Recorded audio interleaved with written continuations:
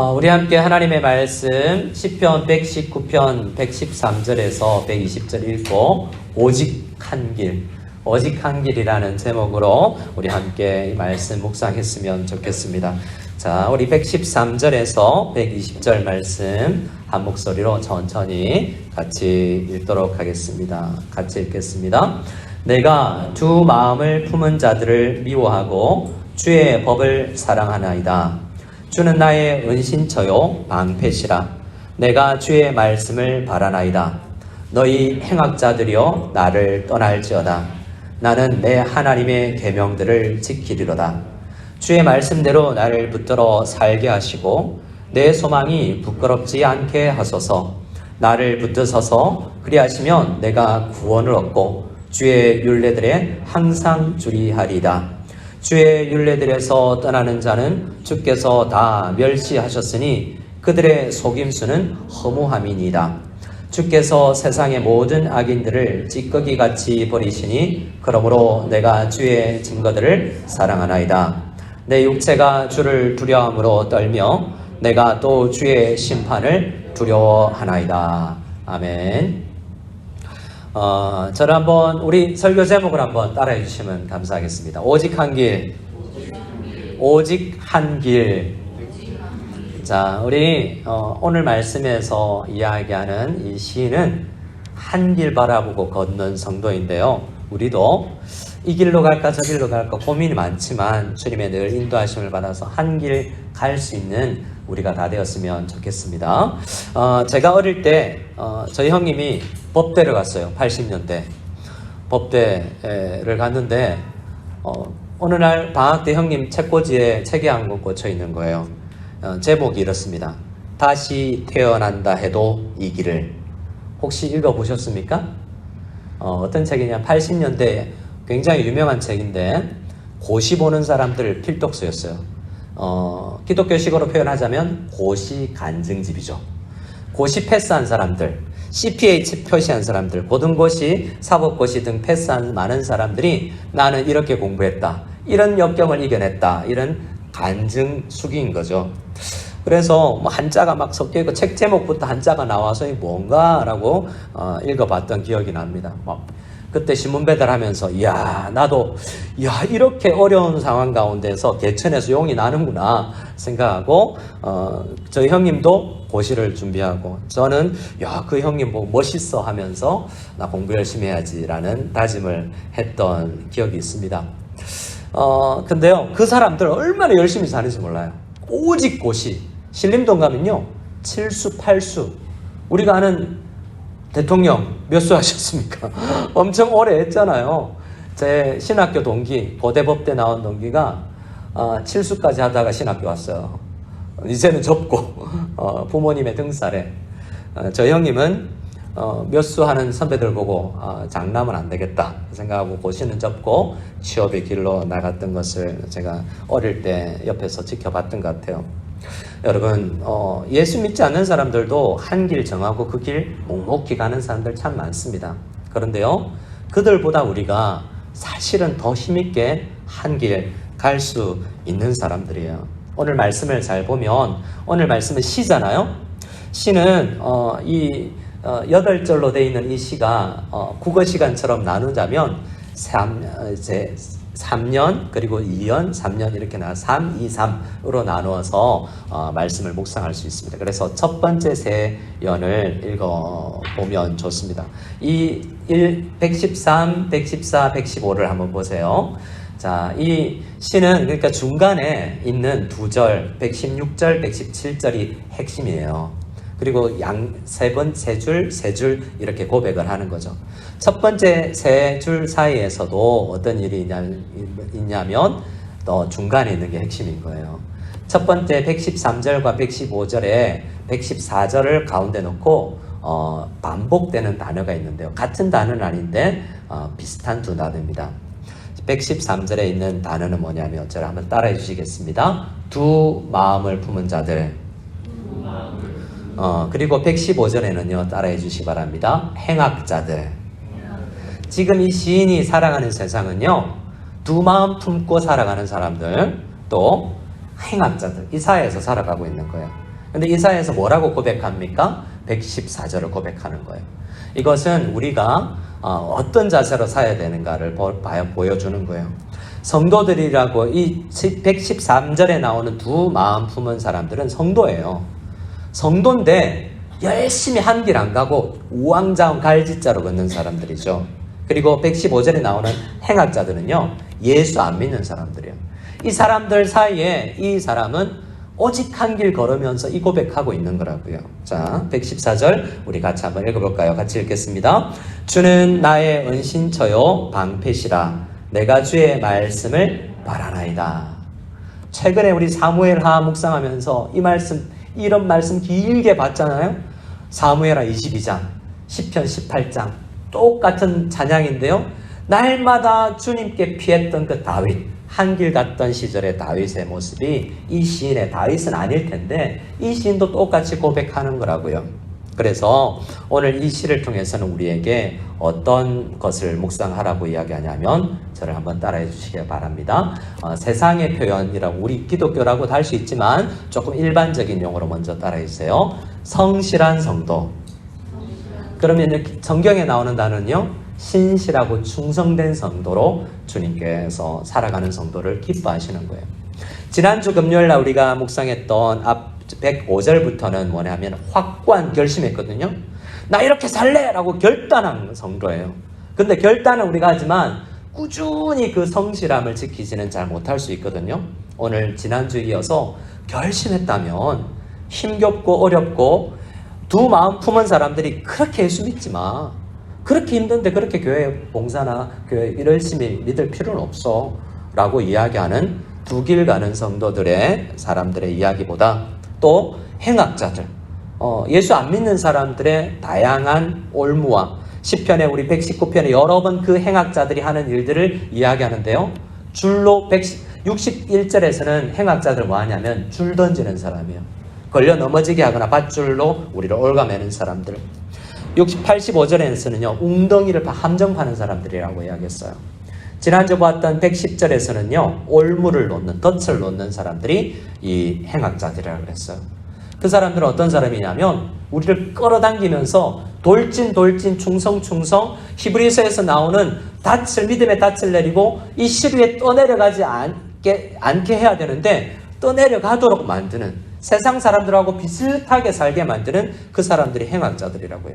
근데 그들과 함께 살고 있는 우리 성도가 이제 지난주에는 결단, 결심, 맹세, 그리고 오늘 이 113절부터 있는 이 8절 안에서는 성실하게 충성스럽게 꾸준히 한 길을 달릴 수 있는 무쌍한 삶이 아니라 꾸준히 신앙생활하는 큰 어려움, 작은 어려움 속에서도 꾸준히 신앙생활할 수 있는 비결을 우리가 배우고 주님께 기도해야 되겠습니다.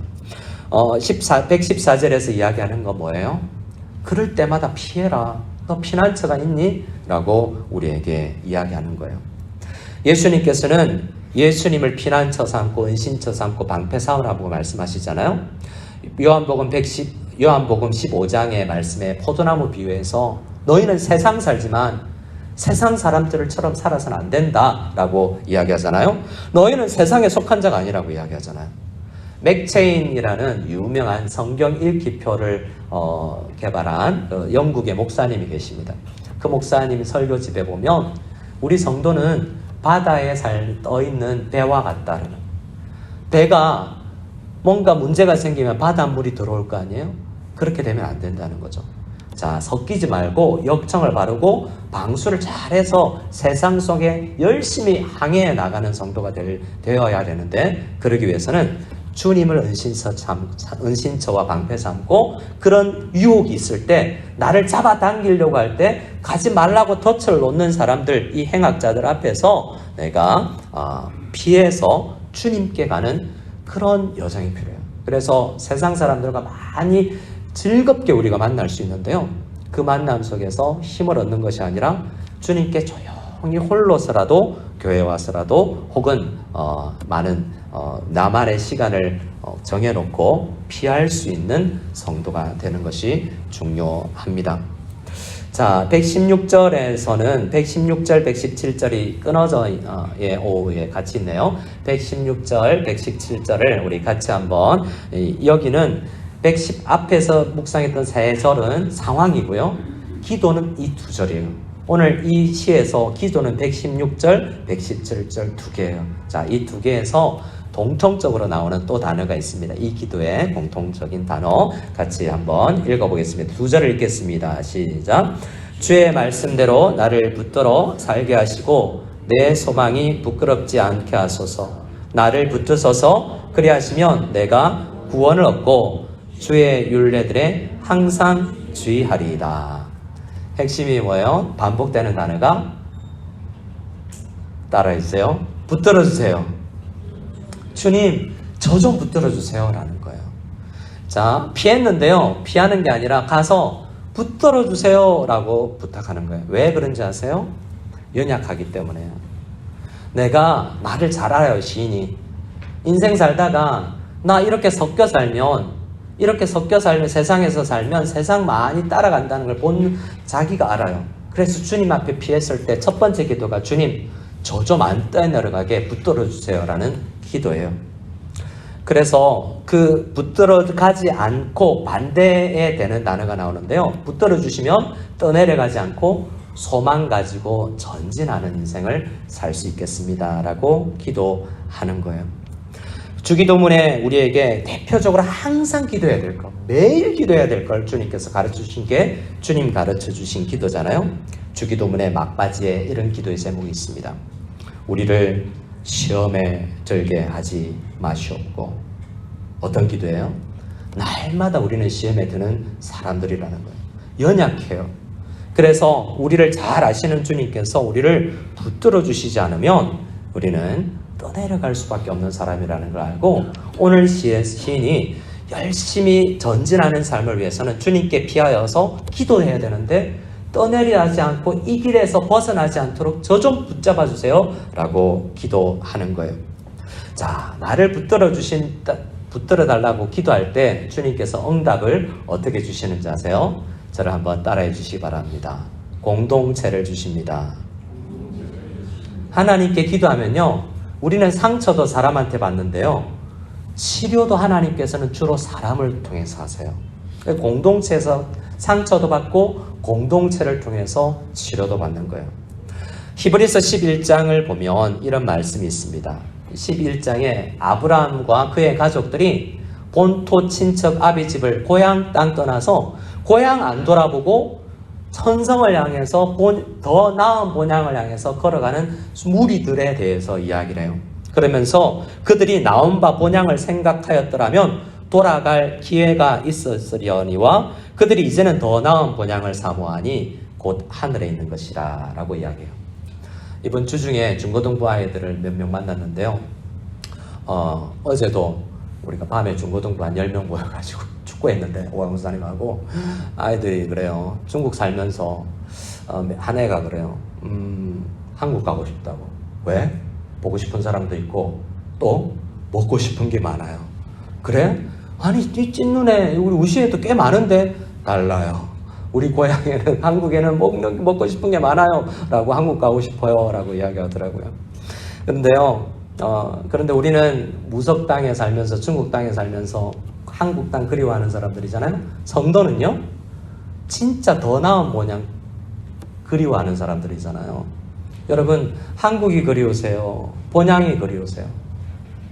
더 나은 본향. 많은 사람들이 천국 생각하면서 안 사는 경우도 참 많은 것 같아요. 저도 그렇고, 그냥 한국 가고 싶다, 혹은 어머니 보고 싶다, 뭐 인사드릴 사람 만나고 싶다, 이렇게 생각할 때가 더 많을지도 모르겠습니다. 그런데요, 여기 이 사람들은 더 나은 본향을 생각했잖아요. 근데 하나님께서 그들이 함께 걸어갔다라는 것을 생각해야 돼요. 혼자 가면 힘들어요. 함께 가야 위로를 받는 것입니다. 제가 자주 읽었던, 우리 어릴 때 담임 목사님이 초등학교 때부터 그렇게 성경 다음으로 강조했던 책이 철로역정 책이었어요. 철로역정, 존 버녀 목사님의 철로역정 책을 읽으면요, 그 주인공 이름이 크리스찬입니다. 크리스찬이 길을 나서는 이야기잖아요. 근데 주인공 크리스찬이 순례의 길을 나갈 때 그 길을 끝까지 완주할 수 있었던 이유가 뭔지 아세요? 친구가 있었기 때문에요. 동반자가 있었기 때문에요. 그가 책의 전반부에 동반자가 있고요. 후반부에 동반자 있는데요. 그러니까 가장 중요한 믿음의 동력자 두 사람을 만났다라고 이야기하는데요. 첫 번째 동력자, 전반부의 동력자는 따라합시다. 신실. faithful이라는 신실이라는 사람하고 동행을 해요. 근데 전반부를 지나면서 신실이 순교해요. 그런데 신실이라는 성도가 내 친구가 순교하는 것을 보고 그때 큰 도전을 받은 한 사람이 있는데요. 후반부는 그 사람하고 동행해요. 그 사람과 같이 천성까지 들어가는 이야기가 이 전로역정이에요. 근데 그 두 번째 후반부를 동행한 신실이가 충성이가 순교하는 것을 보고 도전받고 그 길을 이 크리스찬과 함께 걸어갔던 그 친구의 이름은 뭔지 아세요? 저를 따라해 주시기 바랍니다. 소망. 그 친구 이름이 소망이에요. 소망하고 같이 천국 들어간 이야기죠. 116절에 주님 날 붙들어 주셔서 소망하고 천국 좀 가게 해주세요. 이 길 계속 잘 가서 그냥 꼬림만 아니고 정말 잘 벗어나지 않고 더디 가더라도 이 길 벗어나지 않고 가게 해주시되 혼자 가게 하지 마시고 내 옆에 이렇게 신실과 소망이라는 친구 좀 붙여주세요 라고 기도해야 됩니다. 그러면 우리가 이 소망의 길을 주님께 피해가는데 주님의 답은요, 너 옆에 신실 있니? 소망 있니? 라고 주님께서 물으시는 거예요. 많은 사람을 만나도요, 많은 이야기를 해도 내 신앙은 왜 이렇지? 라고 잘 생각해 보면 사실 우리는 요즘에 우리 성도님 몇 분이 그래요. 신방 가서 이야기하는데 많은 드라마도 보고 시간들을 그것과 많이 보내기도 해요. 좋죠. 그걸로 힐링이 되잖아요. 그런데요, 우리한테 더 필요한 친구는 신실이라는 친구와 소망이라는 친구예요. 우리 무성연합교회 안에서 그런 친구를 만날 수 있는 우리가 다 될 수 있기를 바랍니다. 근데 두 번째 기도 제목은 다른 기도 제목이에요. 어떤 기도 제목입니까?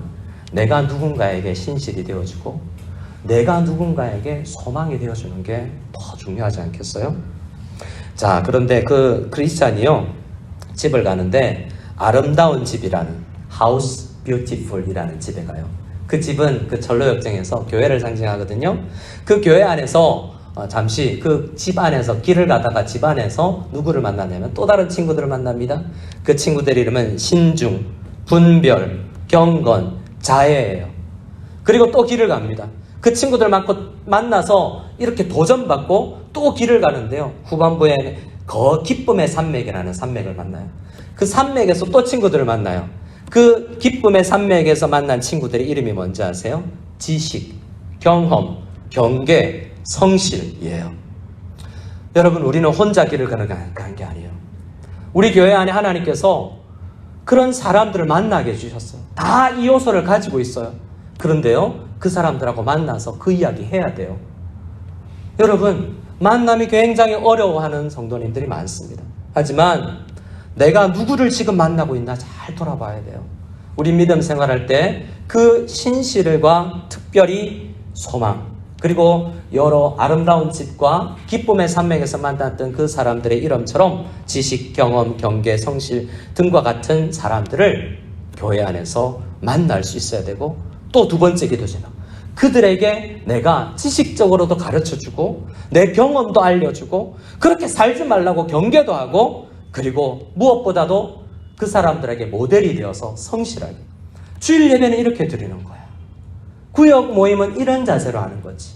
신앙생활은, 공부는 자녀들을 이렇게 시키는 거지. 우리가 누군가의 선배라면 그런 모습으로 살아가야 되는 거 아니겠습니까? 굉장히 주눅들죠. 그런데요, 저도 우리 교육자들도 중국 땅에서 때로는 친구가 필요합니다.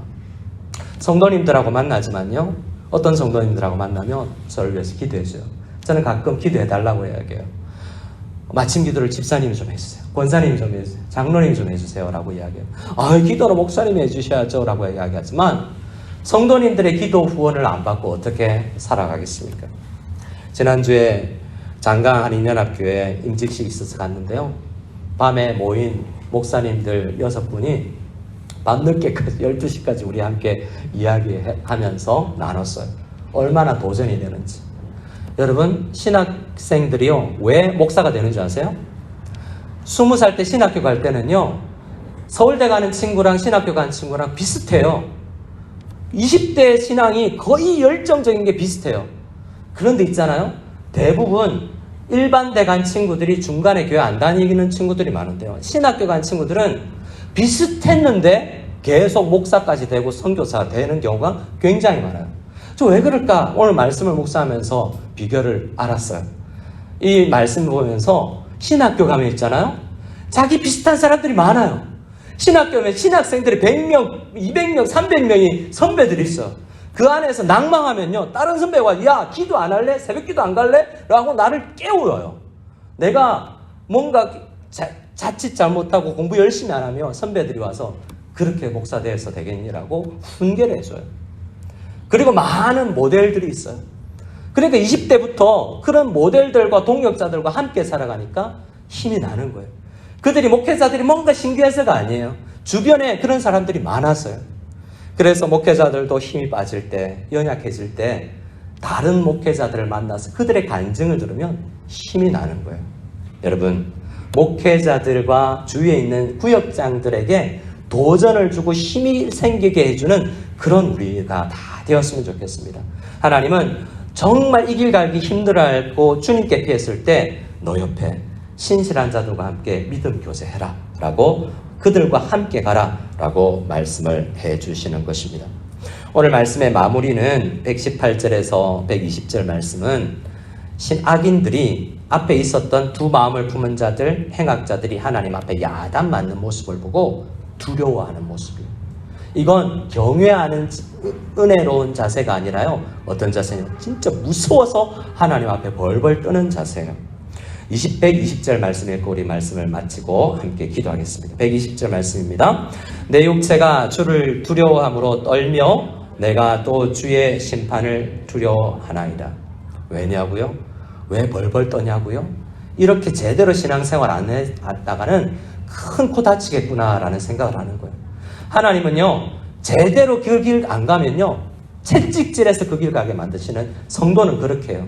그리고요, 끝까지 악한 자들, 예수 안 믿는 사람들은요, 찌꺼기같이 내버리는 거예요. 119절에 세상의 모든 악인들을 찌꺼기같이 버리신 하나님, 무서운 하나님이에요.